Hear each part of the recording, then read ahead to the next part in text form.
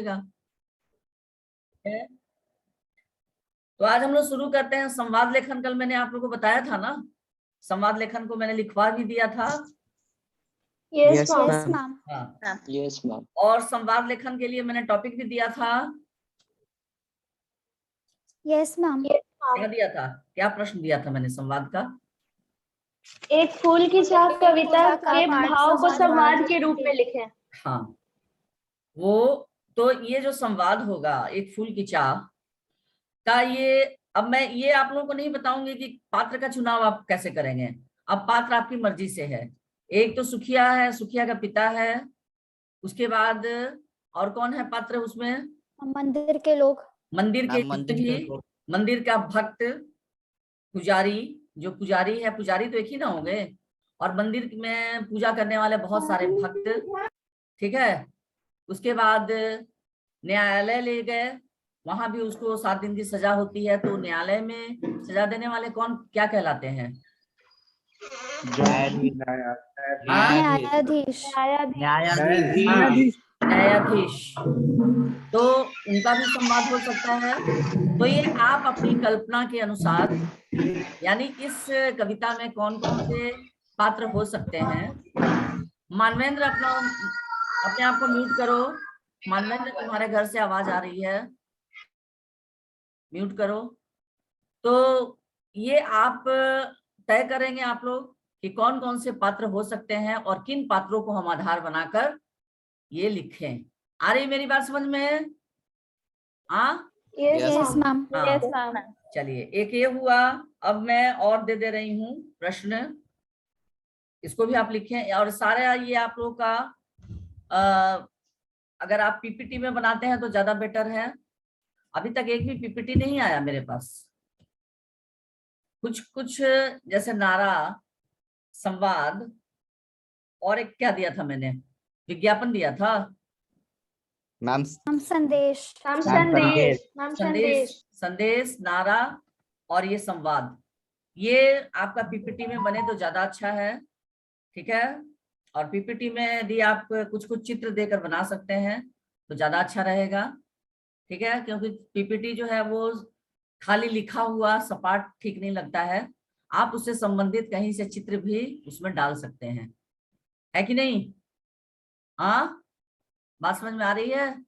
Yes ma'am. Yes ma'am. Yes ma'am. हाँ। Yes ma'am. अब एक प्रश्न आप लिखें अपने नोटबुक में,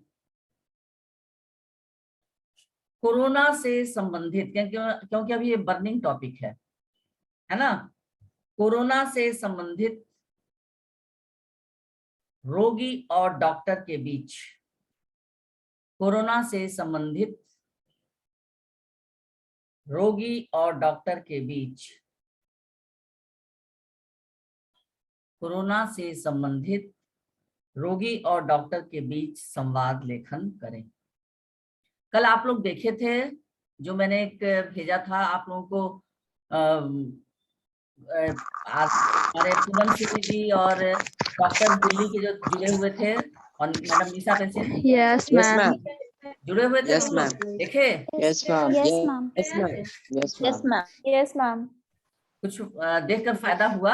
एडमिशन लेके तो सब छोड़ नहीं रहता है। Yes, मेरी ma'am. इच्छा खुद से पास हो जाता है सब। अच्छा, ये किसके घर से आवाज आ रही है? सृष्टि शर्मा, विवेक कुमार का भी माइक ऑन है। घर में पेरेंट्स की बात हो रही है या कोई भी बात, तो बात यहाँ तक मुझसे तक नहीं सुनाई पड़नी चाहिए। पेरेंट्स अपना बात कर रहे हैं, उनको बात करने दें आप लोग।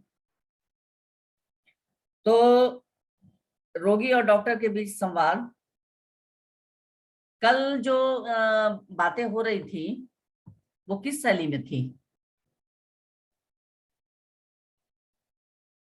कल जो आप लोगों ने देखा, कल जुड़े हुए थे आप लोग यूट्यूब पर या फेसबुक पर या जूम पर, किस पर थे आप लोग? YouTube. Ma'am YouTube YouTube. YouTube. YouTube. मैं जूम पर थी। मैं जूम पर मैंने अपने आप को जोड़ा था, मैंने भी देखा। तो ये बताइए कि वो किस शैली में थे? मैम मगर आप नहीं दिखी थी। हाँ, क्या बोल रहे हो? कौन बच्चा क्या बोला? मैम ओम कुछ बोल रहा था। ओम क्या बोल रहे हो? मैम कल आप दिखी नहीं मैम। मैं जुड़ी थी, जूम पे थी मैं। एनीवे, कल जो बातें हो रही थी वो किस शैली में थी? कल ही की बात का हम लोग उदाहरण लें। कल जो हमारे आदरणीय प्रेसिडेंट सूरी जी, पूनम सूरी जी, मैडम थी निशा पेसिन और 3 डॉक्टर थे। ये सारे लोग किस शैली में बात कर रहे थे बताइए? हाँ,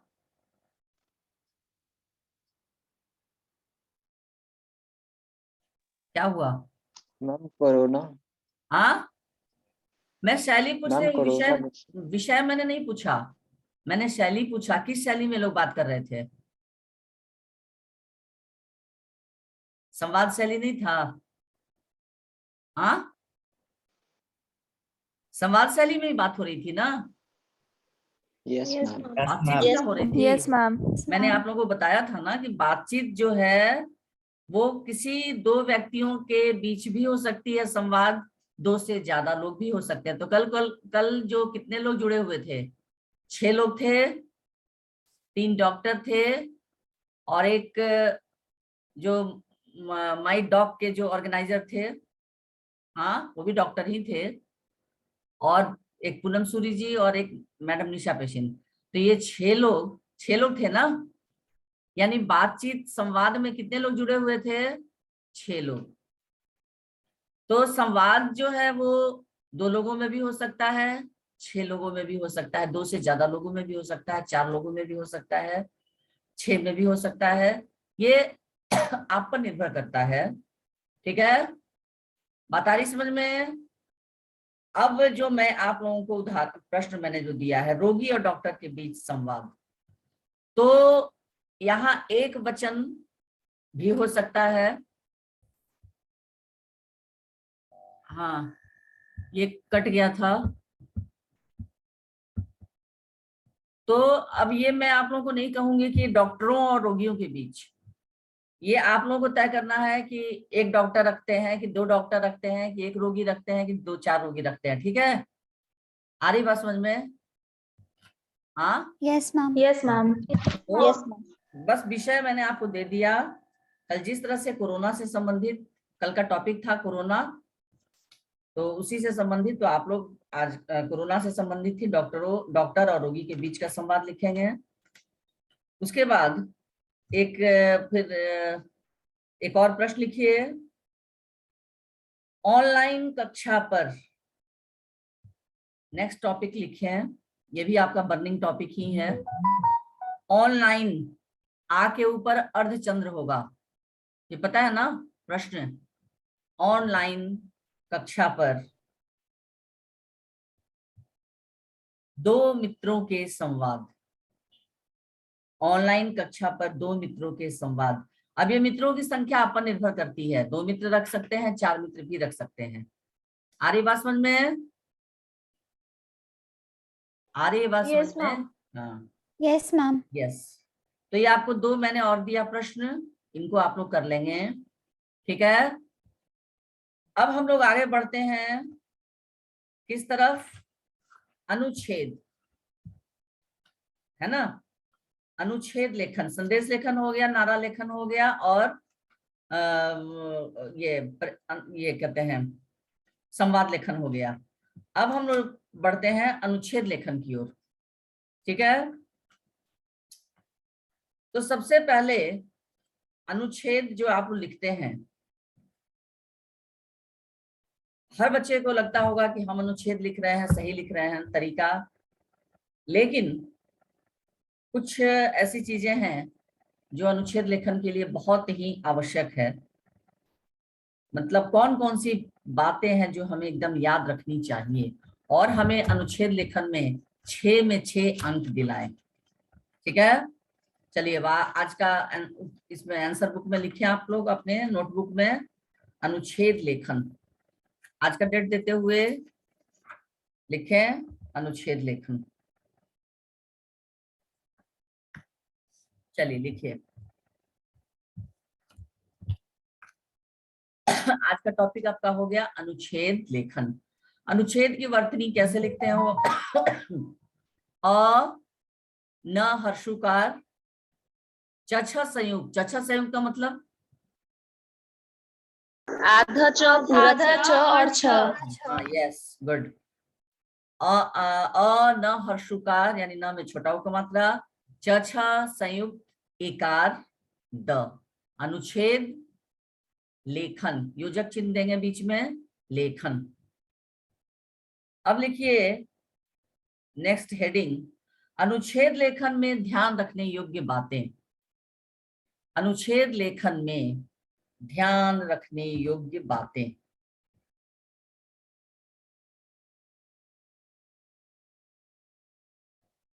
अनुच्छेद लेखन में ध्यान रखने योग्य बातें, डैश। ठीक है, ये लिख लिए सब लोग? Yes ma'am. Yes ma'am. रचना में अनुच्छेद लेखन, रचना में अनुच्छेद लेखन, रचना में अनुच्छेद लेखन। सभी बच्चे लिख रहे हैं? रचना ma'am. में अनुच्छेद लेखन एक कला है। रचना में अनुच्छेद लेखन एक कला है जिसमें कई विचार बिंदु, इसमें योजक चिन्ह होगा, विचार बिंदु में योजक चिन्ह होगा। रचना में अनुच्छेद लेखन एक कला है जिसमें कई विचार बिंदु प्रस्तुत किए जाते हैं, जिसमें कई विचार बिंदु प्रस्तुत किए जाते हैं। आज स्पर्श जुड़ा है? कल बोल रहा था कि कल मैसेज उसने किया था स्पर्श। यस मैम, आज हाँ, Yes, कल ma'am. नेटवर्क प्रॉब्लम आ रहा था। यस मैम, कल नेटवर्क प्रॉब्लम आ रहा था। जिसमें कई विचार बिंदु प्रस्तुत किए जाते हैं, पूर्ण विराम। ये सभी परस्पर संबंधित होते हैं। परस्पर मतलब क्या होगा अर्थ बच्चों? परस्पर का अर्थ क्या होगा? परस्पर शब्द का एक क्या? साथ। आपस में, कहते हैं ना परस्पर सहयोग की भावना, यानी आपस में सहयोग की भावना। ये सभी परस्पर संबंधित होते हैं, यानी इसमें जितने भी विचार बिंदु होते हैं वो सभी आपस में एक दूसरे से संबंधित होते हैं। ये सभी परस्पर संबंधित होते हैं। पूर्ण विराम, पूर्ण विराम। एक विचार बिंदु, पूर्ण विराम के बाद एक विचार बिंदु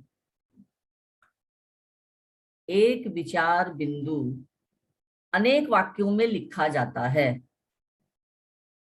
एक विचार बिंदु अनेक वाक्यों में लिखा जाता है। एक विचार बिंदु अनेक वाक्यों में लिखा जाता है। अल्प विराम, अनेक वाक्यों में लिखा जाता है, अल्प विराम। उस वाक्य समूह को अनुच्छेद कहते हैं, यानी उसी वाक्य समूह को हम क्या कहते हैं? अनुच्छेद। एक विचार बिंदु अनेक वाक्यों में लिखा जाता है, अल्प विराम। उस वाक्य समूह को, वाक्य समूह में भी योजक चिन्ह होगा, उस वाक्य समूह को अनुच्छेद कहते हैं। यानी आपसे अगर कोई पूछेगा कि अनुच्छेद किसे कहते हैं, अनुच्छेद की परिभाषा आप कैसे समझाओगे, तो ये बताना होगा कि उसमें कई विचार बिंदु होते हैं जिसको हम संकेत बिंदु भी कहते हैं, रहते हैं ना, सारे संकेत बिंदु दिए रहते हैं और ये सभी संकेत बिंदु आपस में संबंधित होते हैं। और ये संकेत बिंदु जो हैं अनेक वाक्यों में लिखे जाते हैं। किसी संकेत बिंदु को हम 2 वाक्य में लिखते हैं, किसी संकेत बिंदु को 4 वाक्य में लिखते हैं, किसी को 3 वाक्य में लिखते हैं। यानी अगर मुझे किसी विषय पर अनुच्छेद लेखन लिखना है और उसकी शब्द सीमा होती है 80 से 100 शब्द। 80 से 100 शब्द का अर्थ होता है 8 से 10 पंक्ति। तो 8 से 10 पंक्ति लिखने के लिए क्या करना होगा, किसी संकेत बिंदु पर हम 2 पंक्ति लिखेंगे, किसी पर 3 पंक्ति लिखेंगे, किसी पर 4 पंक्ति लिखेंगे, और इस तरह से हम 10 पंक्तियों को पूर्ण रूप से लिखकर और अनुच्छेद को 80 से 100 शब्दों में पूरा कर देंगे। ठीक है, तो इसी वाक्य समूह को हम अनुच्छेद कहते हैं। बात समझ में आई? यानी जो भी संकेत Yes, बिंदु ma'am. रहते हैं उन्हीं संकेत बिंदुओं को हम आधार बनाकर लिखते हैं, और वे सारे संकेत बिंदु जो होते हैं, विचार बिंदु, वो आपस में एक दूसरे से जुड़े रहते हैं। उसके बाद लिखिए नेक्स्ट पॉइंट, अनुच्छेद लिखते समय, अनुच्छेद लिखते समय, अनुच्छेद लिखते समय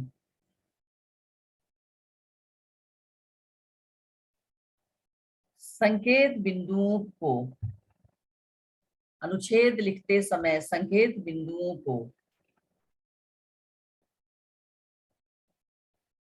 संकेत बिंदुओं को अच्छी तरह समझ लेना चाहिए,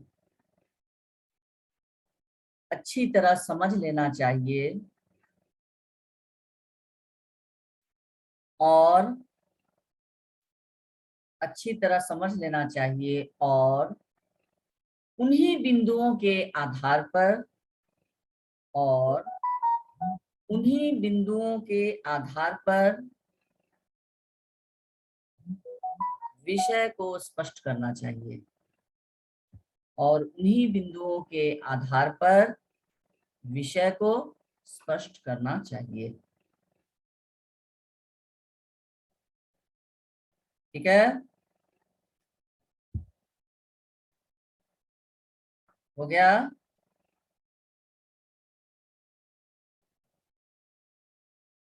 उन्हीं Yes, बिंदुओं ma'am.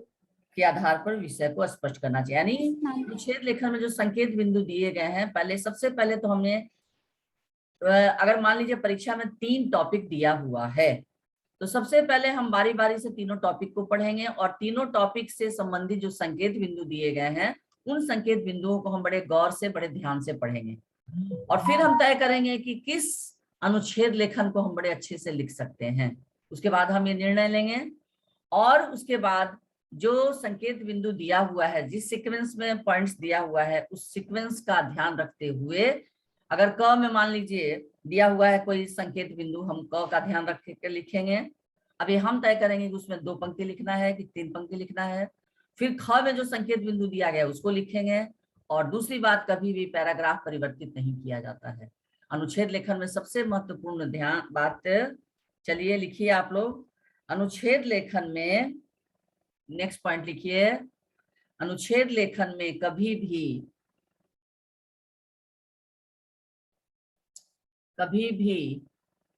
पैराग्राफ, पैराग्राफ हिंदी में लिखें, उसको ब्रैकेट में लिख लें। पैराग्राफ का हिंदी क्या होता है, कोई बता सकता है? हम परिच्छेद। यस, परिच्छेद। यस, परिच्छेद। पर हर्षी का री, छय का छेद, परिच्छेद, ब्रैकेट में लिख लेंगे। अनुच्छेद लेखन में कभी भी पैराग्राफ यानी परिच्छेद परिवर्तित नहीं किया जाता। ये सबसे पहली शर्त होती है अनुच्छेद लेखन की, इसमें पैराग्राफ परिवर्तित नहीं किया जाता। ठीक है, लिख लिए नेक्स्ट पॉइंट। Yes ma'am. अनुच्छेद लेखन में उदाहरण के लिए कोई स्थान नहीं होता। अनुच्छेद लेखन में उदाहरण के लिए, यानी हम लोग एग्जाम्पल देते हैं ना, तो अनुच्छेद लेखन में उदाहरण के लिए कोई स्थान नहीं होता, कोई स्थान नहीं होता। पूर्ण विराम। अनुच्छेद लेखन में उदाहरण के लिए कोई स्थान नहीं होता, पूर्ण विराम। आवश्यकता होने पर, पूर्ण विराम के बाद उसी में लिखिए, आवश्यकता होने पर, आवश्यकता होने पर उनकी ओर, आवश्यकता होने पर उनकी ओर संकेत कर देना ही काफी होता है। आवश्यकता होने पर उनकी ओर संकेत कर देना ही काफी होता है। यानी आप उदाहरण पूरा न लिखकर उनके, जैसे हम लोग कह देते हैं, मान लीजिए सत्य से संबंधित या अहिंसा से संबंधित, तो हम लोग कह देंगे कि गांधी जी अहिंसा के पुजारी थे। अब उनके बारे में पूरी तरह से न लिखकर सिर्फ उदाहरण दे दिए, उनकी ओर इशारा कर दिए, ठीक है, संकेत मात्र दे दिए। दानी पुरुषों में तो दानवीर कर्ण का नाम हम लिख सकते हैं कि आज हमारे बीच दानी कर्ण तो हमारे बीच मौजूद नहीं है, लेकिन इतिहास इस बात का गवाह है कि वो सबसे बड़े दानी थे। तो इस तरह से सिर्फ एक संकेत मात्र कर देना, उनकी ओर सिर्फ एक हल्का सा उनके बारे में एक पंक्ति बता देना ही पर्याप्त होता है। पूरा उनके बारे में उदाहरण लिखना अनिवार्य नहीं होता है संकेत इसमें, अनुच्छेद लेखन में, ठीक है। उसके बाद लिखिए फिर नेक्स्ट पॉइंट, अनुच्छेद लेखन में अनावश्यक विस्तार। अनुच्छेद लेखन में अनावश्यक विस्तार, अनुच्छेद लेखन में अनावश्यक विस्तार यानी एक ही बात को घुमा फिरा कर कहना, अनावश्यक विस्तार, कॉमा,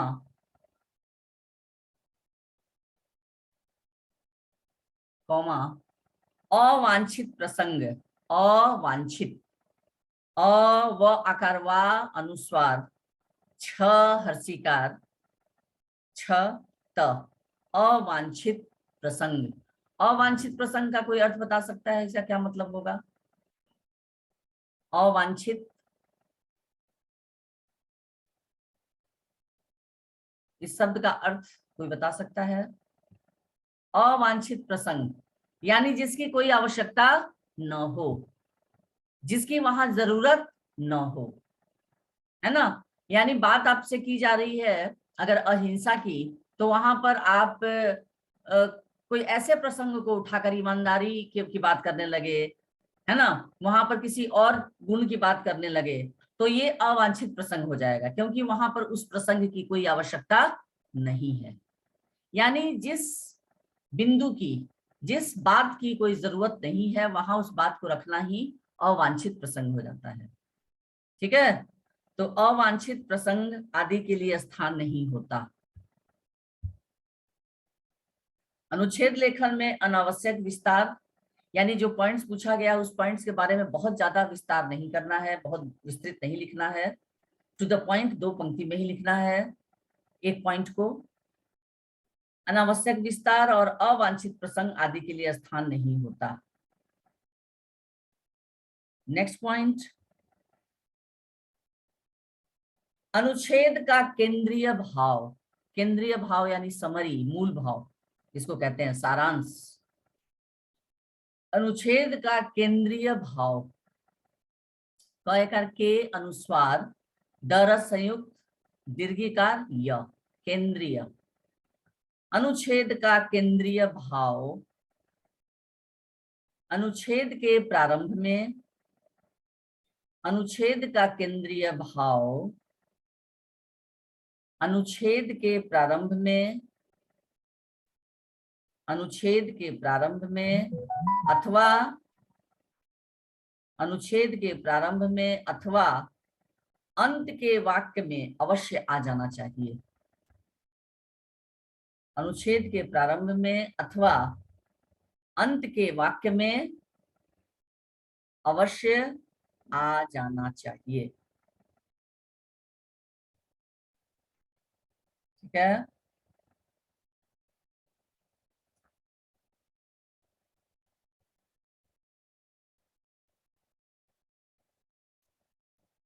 उसके बाद देखिए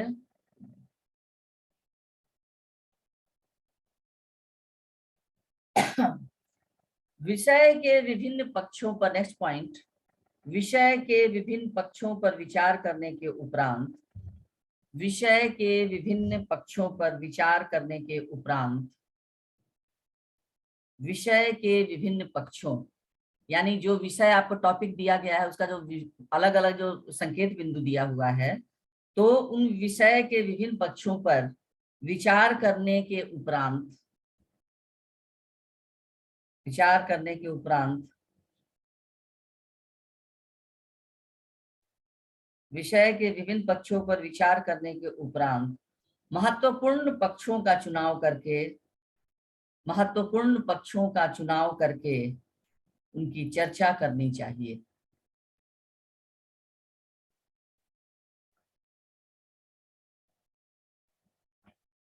महत्वपूर्ण पक्षों का चुनाव करके उनकी चर्चा करनी चाहिए। नेक्स्ट,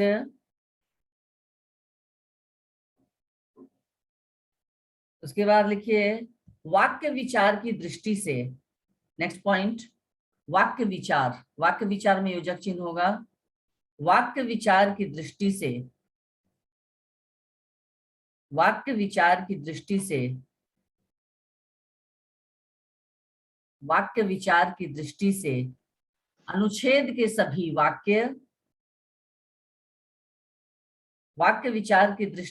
अनुच्छेद के सभी वाक्य आपस में संबद्ध होने चाहिए। संबद्ध मतलब एक दूसरे से संबंधित, एक दूसरे से जुड़े। संबद्ध, दंत स अनुस्वार ब द ध संयुक्त, यानी द के नीचे ध, द ध संयुक्त। वाक्य विचार की दृष्टि से अनुच्छेद के सभी वाक्य आपस में संबद्ध होने चाहिए।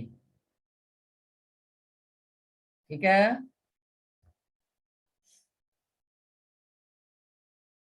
यहां तक पॉइंट हुआ। नेक्स्ट पॉइंट लिखो। मैम ये पॉइंट रिपीट कर दीजिए ना। हाँ, वाक्य विचार की दृष्टि से अनुच्छेद के सभी वाक्य, यानी अनुच्छेद में जो भी हम वाक्य लिख रहे हैं, सभी वाक्य आपस में संबद्ध होने चाहिए। यानी जो संकेत बिंदु दिया गया है उसी से संबंधित होना चाहिए। नहीं कि हम लिख रहे हैं कि मान लीजिए कोई टॉपिक दिया हुआ है और उसका पॉइंट दिया हुआ है कि कोरोना से बचाओ। अब बचाव में आप कोरोना से बचाओ का न लिखकर कोरोना क्यों होता है वो लिख रहे हैं, तो ये नहीं होना चाहिए। यानी जिस पॉइंट्स पर आप लिख रहे हैं, फोकस कर रहे हैं, जो संकेत बिंदु, उसी का आपका वाक्य को पढ़कर ये परीक्षा को पता चलना चाहिए कि आप कोरोना से बचाव का लिख रहे हैं।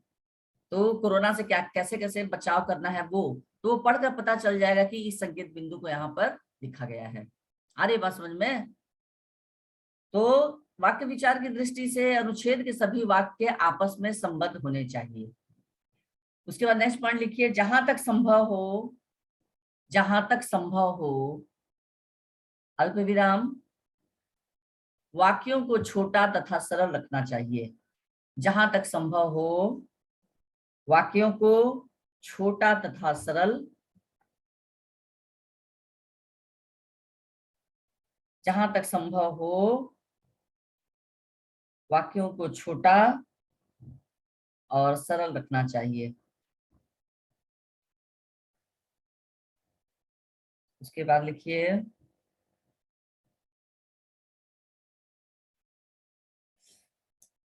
अनुच्छेद के अंत तक मैम इसी में नहीं, नेक्स्ट पॉइंट, अनुच्छेद के अंत तक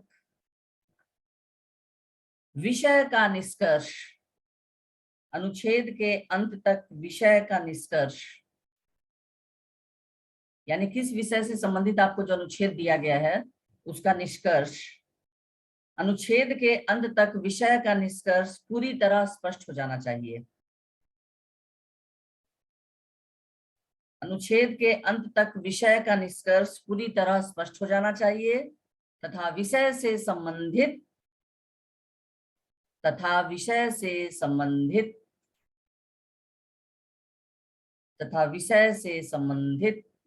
प्राप्त होने वाले संदेश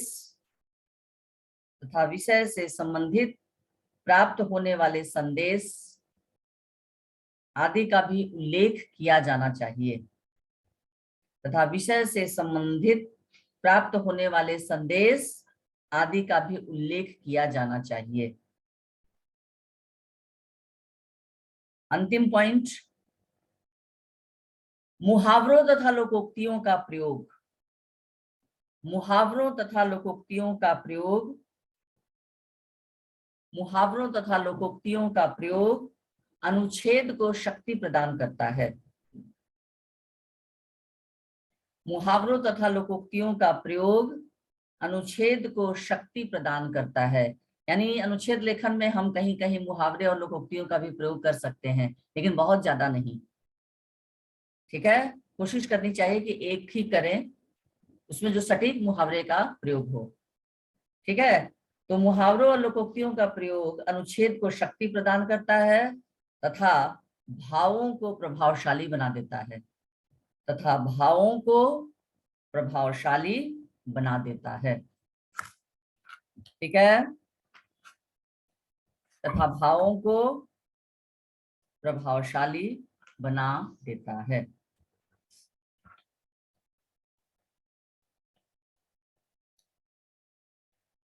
ठीक है, अब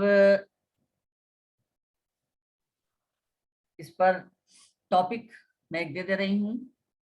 अभी तो आपका वही कोरोना ही है, कोरोना का ही रोना है।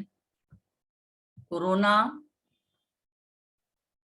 2 डॉट देकर लिखिए, एक वैश्विक महामारी। विषय जिस पर आपको लिखना है कोरोना, 2 डॉट दीजिए, एक वैश्विक महामारी। वैश्विक, वह ए की मात्रा आधा तालव्य श में ह्रस्वीकार, व क, वैश्विक, एक वैश्विक महामारी।